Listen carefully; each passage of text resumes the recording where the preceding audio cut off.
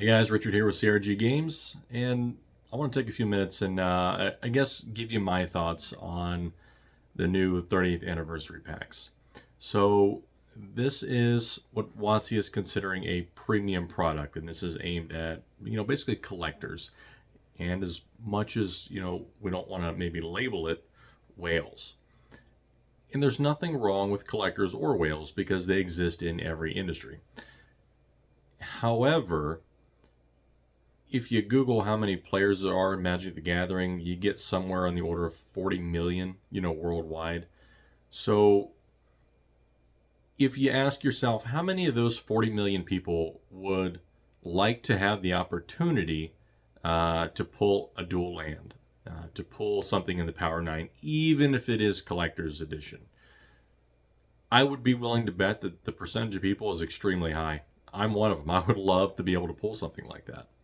But they're being released in 4-pack boxes, so that's $250 a pack. And for most people, I would say probably 90% of people, that's just out of the budget. $1,000 for 4 packs of cards that may or may not contain any Power 9. It may contain 2 pieces of Power 9. You never know. But $1,000, $250. If you spend, a large portion of your discretionary income on that, because you want to have that experience, you want to pull that, and you've only got 60 cards, and you don't get one, the amount of bad feelings that kind of thing would harbor it's huge. It's a very large amount. I'd be pissed if I spent $1,000 and I didn't get anything good out of a 30th anniversary product. Not saying that can happen. It's just, for the average people the average person, that if they're going to drop $1,000 on that, you need to basically guarantee them that they're going to get something worth their money, something worth their time. So the $999 collector booster packs or 30th anniversary booster packs, I don't actually have a problem with them because, as WotC says, they are for a very specific targeted market, and there's no problem with that. Every industry creates a product or a separate line of products that they target toward a specific audience. Vehicle makers, for example, they have their low-budget vehicles, and then they have their higher-end brands. Everybody does it.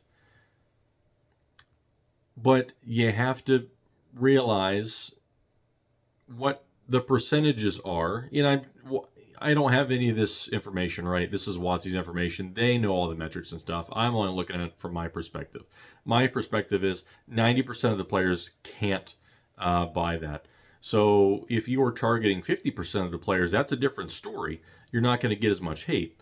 So what I thought WotC should have done in this case is very simple. They can still make a premium product. What they need to do, or what they should have done, is they should have made it a collector box, essentially. $999 for this, 12 packs. That's $83.33 a pack. That gives you the large margins that you're looking for, right? $1,000 to print this margins are huge, right? It doesn't cost them $1,000. Collector box is generally wholesale for in the 170 to 180 mark. If you're Amazon, you're probably getting it a little bit cheaper. We've seen them fire sale things out at $125. I would have to assume the print cost is probably somewhere in the, I would have to guess in the $60 range, maybe $50 to $60 range, landed cost. That is with huge volumes. They're going to want to get, maybe 50%, maybe 60% margin on that. This should be a high margin product for WotC. And then, of course, every hand it touches, going forward adds a little bit to the price. So they should have made collector boxes, 12 packs, $999. That's $83 a pack. Increase the print runs slightly. Offer these solely to stores. They're going to have a distribution amount for regular stores. They're going to have a specific amount for WPN premium stores. So that way they can offer that to the players in a similar manner that Double Masters 2022 was a great catalyst for maybe struggling stores to get some profit on previous product that they had lost out on.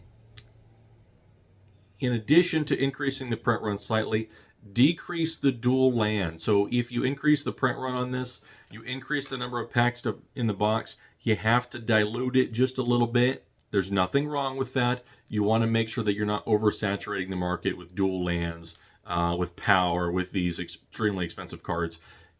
They're not the originals. We know that. We're not arguing that.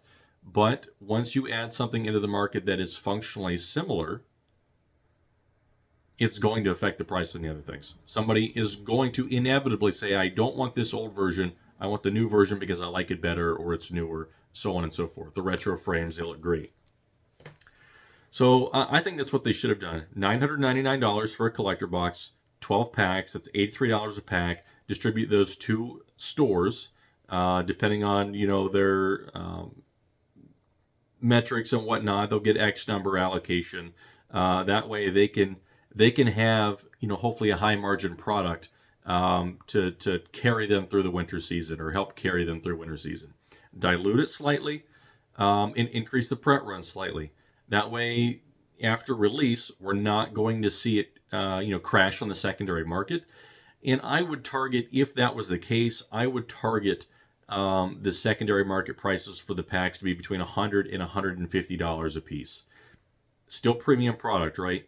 But it is by far more affordable for the average Joe to drop $150 on payday or $100 or $83 on payday than it is to spend $250 or $1,000. That's just asinine.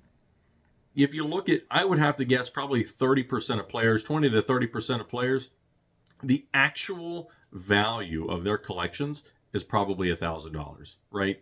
The market price or market price high or whatever is probably $2-3 grand, but the actual market price is probably $1,000 or less. See them all the time on Facebook, eBay, Craigslist. People selling their collections, and they'll have binders and binders and binders, but they're filled with just bulk rares from standard sets. So yeah, I'm assuming there are a lot of players like that, and those kind of players want to be able to build value. But for $1,000, that's not viable. Now, the second thing, the 30th anniversary, I guess it's called Secret Lair, that has 30 packs. If I understand it correctly, there's only one card. It's basically 30 cards, and they're reprints throughout Magic's history every year with special frames, special arts, things like that for $149.99. That drops November 1st. It goes through November 4th, I believe. That product, from the cards that we've seen spoiled so far, absolute home run. I believe Mox Amber was in there, Necropotence was in there, and a whole bunch of other things. I think Terastodon was one of them. That product, I'm excited for that product. $149, that is affordable. It's on the high end, right? It's more than a draft booster box. It's more than a set booster box. It's in between that and a collector booster box, but you only get 30 cards. But looking at the arts, they're absolutely fantastic. And it appears what they did is they're actually using art styles from previous Secret Lairs, right? Like I think Necropotence had the Crushing Brutality frame, it looks like, and so on and so forth.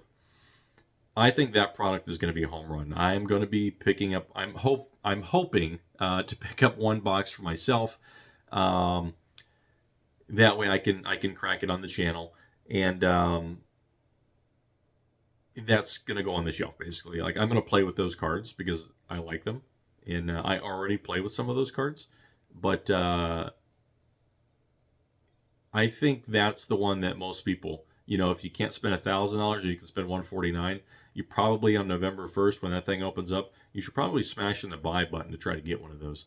It is going to be limited release, but because it's open for 4 days, I believe it also said or until supply is gone. That makes me wonder what the actual supply is, right? Is it actually that low, or are they just saying that? So one other thing that I kind of wanted to bring up is Dominaria Remastered. So this product I'm extremely excited for. I believe the original pre-order, I think I saw people saying it was like in the 160s. Then it was 177. Then it went up to like 200 something. Then it dropped down to 171. So it's bouncing around all over the place. Probably Amazon algorithms trying to find out what is the correct price to offer this. Right? They're going to offer at multiple different price points, and they're going to see how many sales did we get at each price point, and then they can fine tune based on the margins they need. I'm speculating that that's what's actually going on. If you want to get some of those, the best thing to do is pre-order them. I would probably go with pre-ordering on Amazon. It so far has been one of the best things you can do. And I hate saying that because that means you're taking away sales from your local game store potentially. But it doesn't hurt. It's months out from release. Pre-order 1 or 2 boxes. If for some reason you can't get it from your LGS, you've got Amazon there as a backup. I think it's well worth pre-ordering. So we've already had some additional spoilers in that set. I'm super excited for it. The frames look great, the arts look great, and it's going to have a wide variety of different sets that it encompasses as well. So definitely keep your eye on Dominaria Remastered. I've got boxes on pre-order, and hopefully I would hope to get a couple cases of it at least, because I was not able to do that with Timestar Remastered. As you can see right there, I do continue to buy Timestar Remastered, scour the market for deals and stuff like that. For my Whatnot stream, as you can see, I've got what we call the wall of packs. I actually made it a little bit smaller. But I like variety, so I specialize in variety. So I've usually got between 30 and 40 different products. That's for another stream.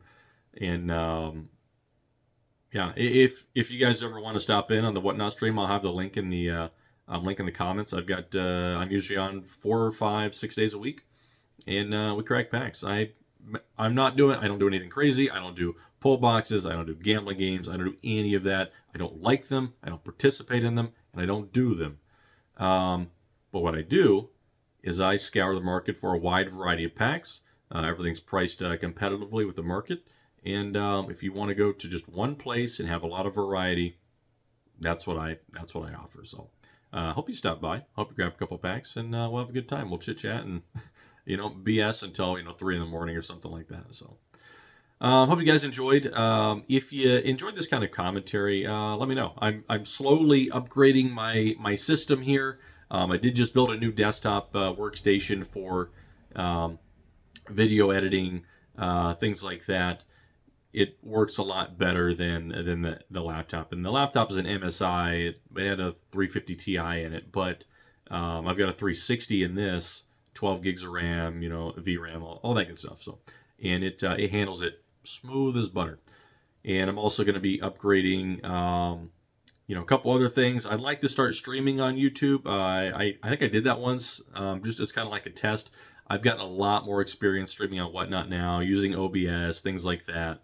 Video editing, still getting better at video editing. So I'm working on upgrading all that stuff. So I hope you guys stick around. If you do want to see more content like this, or you just enjoy the stuff that I do put out, even though it is a little spottier right now, go ahead and subscribe. And if you like the content, go ahead and like it. If you don't, there is a thumbs down button. Nobody else can see it, but I can, and that tells me how I'm doing. Before you do that, maybe just leave a comment though, because that's not as bad. But yeah, hope you guys enjoyed. Until next time, I'll catch you later.